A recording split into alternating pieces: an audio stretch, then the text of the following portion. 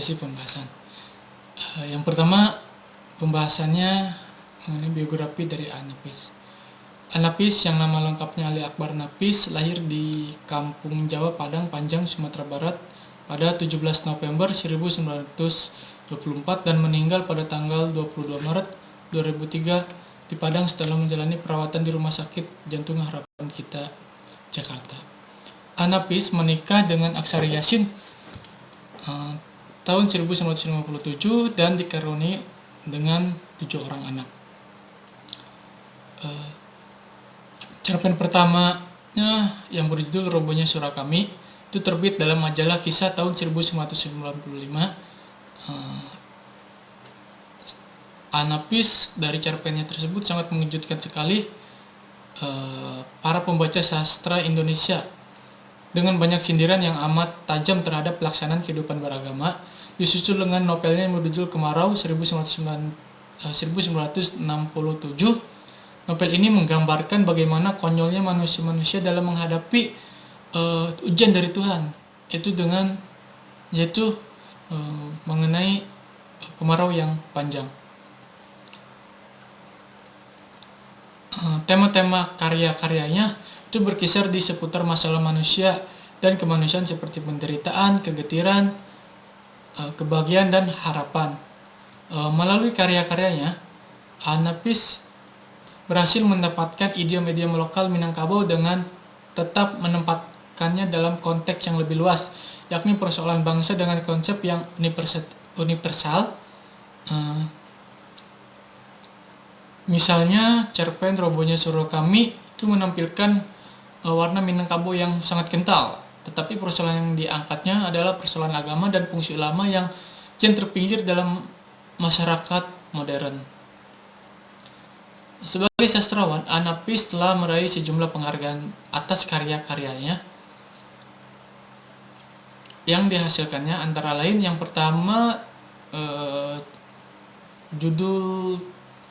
cerpen yang berjudul Robohnya Surau Kami itu dinobatkan sebagai cerpen terbaik majalah Kisah tahun 1995. Penghargaan kedua, Saraswati, Si Gadis Dalam Sunyi, ditetapkan sebagai cerpen remaja terbaik oleh UNESCO atau IKAPI tahun 1988. Lalu yang ketiga, penghargaan yang ketiga itu tahun 1970, Nafis memperoleh penghargaan dari Radio Nederland pada acara sayembara menulis cerpen Kincir Emas atas cerpennya yang berjudul Jodoh. Penghargaan yang keempat itu tahun 1971 memperoleh penghargaan dari majalah Femina untuk cerpennya yang berjudul Kawin. Lalu penghargaan yang kelima tahun 1988 mendapat anugerah hadiah seni dari Departemen Pendidikan dan Kebudayaan. Lalu penghargaan yang keenam itu tahun 1992 memperoleh hadiah sastra Southeast Asia Award dari Kerajaan Thailand.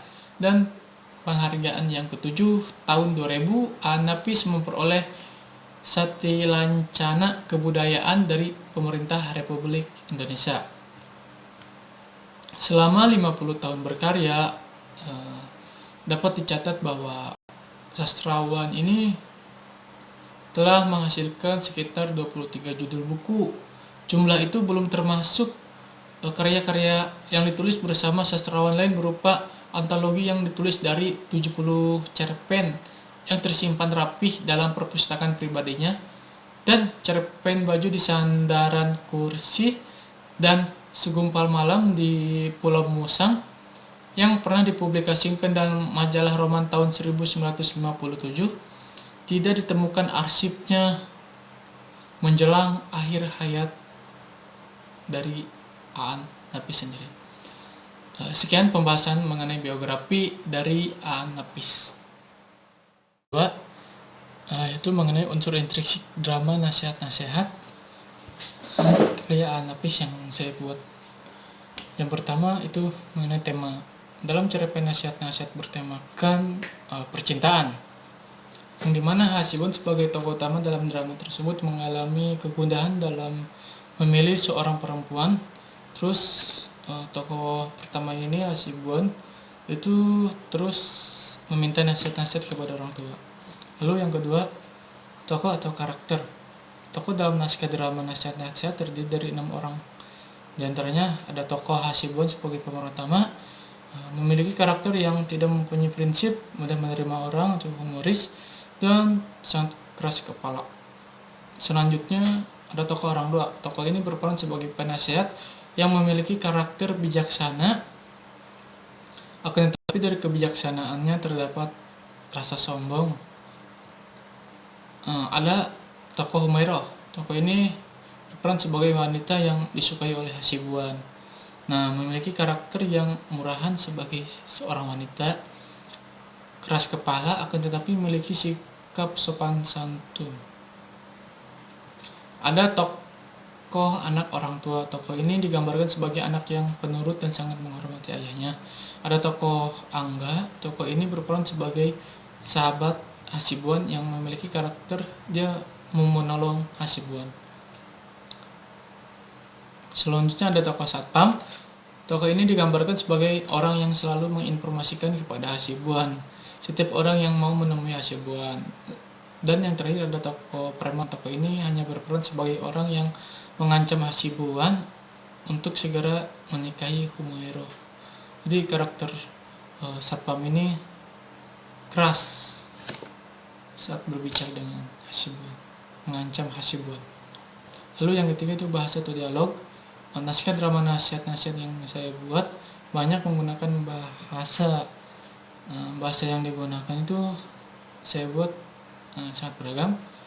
Ada bahasa Minangkabau, bahasa Minangkabau. Di sini saya langsung mengutip dari cerpennya. Saya dari cerpennya ada dialog Minangkabau, saya tuliskan lagi di dalam naskahnya. Dialog Minangkabau. Lalu ada bahasa gaul. Nah, bahasa gaul di sini antara Hasibuan dan temannya Angga. Jadi ketika berdialog itu menggunakan bahasa gaul antara Angga dan Hasibuan. Dan menggunakan bahasa baku. Nah, bahasa baku di sini saya tuliskan ketika Hasibuan berdialog dengan tokoh orang tua dan tokoh Humairah berdialog dengan orang tua, itu saya banyak menggunakan bahasa baku. Terus dialog naskah ini menggunakan teknik dialog percakapan karena isinya terdiri dari beberapa percakapan antar tokoh. Lalu yang keempat itu alur. Alur yang terdapat dalam naskah ini menggunakan alur maju karena peristiwa yang terjadi dalam naskah ini menunjukkan ke arah yang datang atau masa depan. Lalu latar atau setting ya. Mengenai latar drama dalam naskah ini terdapat ada latar tempat dan latar waktu. Lalu latar tempatnya itu terjadi di dalam bus, tepi jalan, rumah orang tua, rumah Angga, itu teman Hasibuan, rumah makan, dan tempat kerja, antara ruang kerja dan ruang lobi kantor. Latar waktu terjadi pada pagi hari, siang hari, dan malam hari, dan yang terakhir mengenai Sini saya akan membahas mengenai perubahan unsur dalam naskah drama.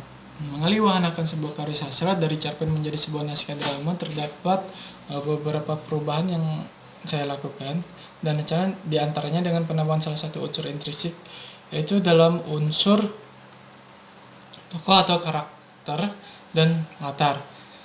Penambahan unsur tersebut dilakukan untuk memberi suasana baru tanpa mengurangi jalan cerita dari cerpen itu sendiri, dan tidak ada pengurangan unsur intrinsik dari cerpen itu sendiri yang saya liwanakan. Tidak ada pengurangan, mungkin hanya penambahan saja. Penambahan unsur intrinsik tersebut diantaranya tokoh. Nah, tokoh yang ditambahkan dalam naskah drama ini ada tokoh Humairah, Angga, anak orang tua, Satpam, dan Preman. Tujuan pemberian nama tokoh Humairah ini untuk memberi nama pada tokoh perempuan yang diceritakan dalam cerpen. Jadi di dalam cerpen cerpen tidak ada nama tokoh Humairah, nah melainkan ada tokoh seorang gadis. Nah, di cerpen tidak disebutkan gitu, hanya sebut seorang gadis. Nah, ketika saya mengaliwanakan tokoh seorang gadis ini, saya beri nama menjadi tokoh Humairah.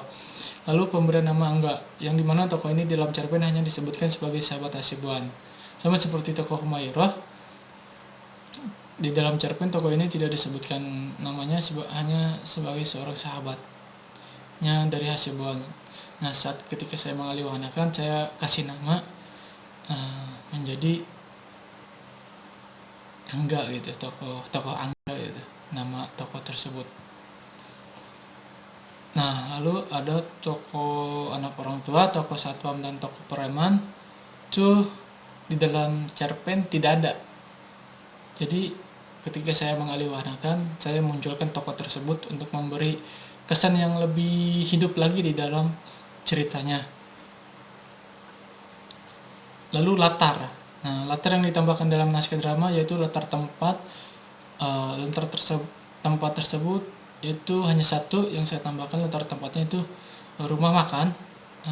Alasan saya menambahkan latar tersebut itu untuk memperjelas suatu peristiwa yang ada di dalam cerpen, karena di dalam cerpen itu hanya disebutkan makan siang. Nah, tetapi tempat makan siangnya itu tidak disebutkan apakah makan siang di rumah atau di tempat lain. Tapi terdapat beberapa dialog di dalam cerpennya. Nah, untuk memberi kesan yang lebih jelas lagi mengenai hal tersebut, saya kasih tempat gitu. Saya kasih latar, itu makan siang di tempat rumah makan di pinggir jalan. Sekian pembahasan yang ketiga dari saya.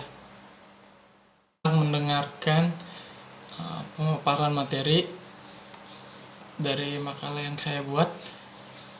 Kurang lebihnya mohon maaf ya atas kekurangan yang telah saya sampaikan. Kurang lebihnya saya mohon maaf. Wassalamualaikum warahmatullahi wabarakatuh. Terima kasih kepada semuanya. Telah mendengar. Kita masuk. Oke, kita masuk.